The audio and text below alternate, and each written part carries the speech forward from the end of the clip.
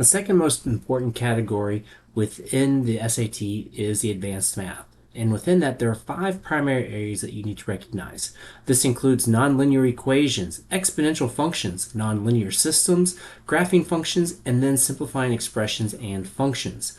Now, when we look at nonlinear equations, we're often either looking at quadratic equations or absolute value equations. And you need to be able to recognize either how to factor quickly with these equations or how to graph them quickly and get your solutions. So here's an example. If I have x squared plus 3x minus 10 equals 0, the one thing I could do here is I could say I can factor this and say, well, what do I multiply to make negative 10 and add to make positive 3? And I would say this is x plus 5 and x minus 2, which means I have solutions of x equals negative 5 and x equals 2. Now the key here is the word greater value, and not the bigger number, but the greater value. And if I think about a number line, x equals 2 is my greater value. If you're unsure, what you can also do is you can graph this relatively quickly. X squared plus 3x minus 10, and you can see it makes the parabola, and I checked where is it crossing the x-axis at 5, negative 5 and positive 2, and again, positive 2 is further to the right on the x-axis, therefore it's the greater value. With exponential functions, we can either create equations, we could be asked to evaluate equations at specific points, or we could even be able to explore graphs of exponential functions. Now, in this one, we're being asked to construct the equation. So we have a starting point, we know what's happening within this exponential function, we know how often it is occurring. So let's start with what is our most standard form of an exponential function. And I'm going to write it as a times b to the nx. A represents our initial value. We started with 120 bacteria. B is representing how often is something occurring. In this case, we're tripling, so that's 3. Right there, that knocks out our option of B right here. The question then is what's happening and how often is it happening? So the time it's tripling is every 4 hours, and t is in hours. So I have to think about, if t is 1 hour, what's happened? Well, I've only gone a fourth of the way to the overall tripling. After 2 hours, I've got halfway there. 3 hours, I've gotten there all the way.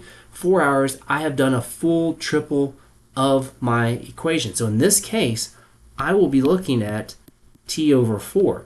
Because if I think about 4 being my number of hours, 4 over 4 gives me 3 to the first. I have now done my first tripling of the 120, which then leaves me with an answer of D. Now with nonlinear systems, we've talked about systems of equations that are linear. A nonlinear is looking at a very similar situation, but we have to think about how do we solve it. Often these are written either with absolute value or with quadratic equations. I can solve this by saying, let me substitute in 2x for y. And what you notice is that if I move this over, I get x squared minus 2x minus 24, and it will give me a factorable equation. In this case, I'm going to have that it's x minus 6 and x plus 4, and then that will tell me that x equals 6 and x equals negative 4, but I have to look at what do they want. They want the value that's greater than 0, so I know that x equals 6 is my solution. Now that's a lot of extra work, so what do I do instead? I'm going to pull up my Desmos graphing calculator. I can go in here and I can say y equals 2x, and I can say y equals x squared minus 24, and look and say, okay, where do they intersect each other? They intersect here at 612, so my x value is 6, and they intersect here at negative 4, negative 8. And here my negative or my x value is less than 0, so I know my only possible solution is up here at 612. Now when I'm graphing functions, I could be given all sorts of rational functions. I could be given quadratic functions, absolute values. So you do need to recognize generally what does a graph look like. You also need to understand continuity and asymptotes and what that does for the domain and the range. So in this case, we're looking at when does this graph become undefined? In other words, where are the asymptotes of this graph? And when we think about undefined, it has to do solely with our denominator. what makes this denominator become 0, and it's an asymptote as long as it doesn't factor out and simplify with my numerator. So I'm looking and saying, well, if I take x squared minus 9 and say, when does that equal 0? From factoring, I should remember that's x minus 3 and x plus 3. I have two different factors, which means that it becomes undefined when I'm at 3 or negative 3. Now, if I'm not sure what to do, I can go on and graph this and say, let's look at what the graph is. 3x plus 1. And if I quantify that and divide, I can do x squared minus 9. And I can say, let me look at this carefully and say, okay, if I zoom in here, where am I not touching? I'm touching right here. That is at negative 3. And here I can say, oh, I've got my asymptote forming right here, and that's at positive 3. So I can eyeball the graph to help me understand what my solution should possibly be. So in this case, I'm looking at C.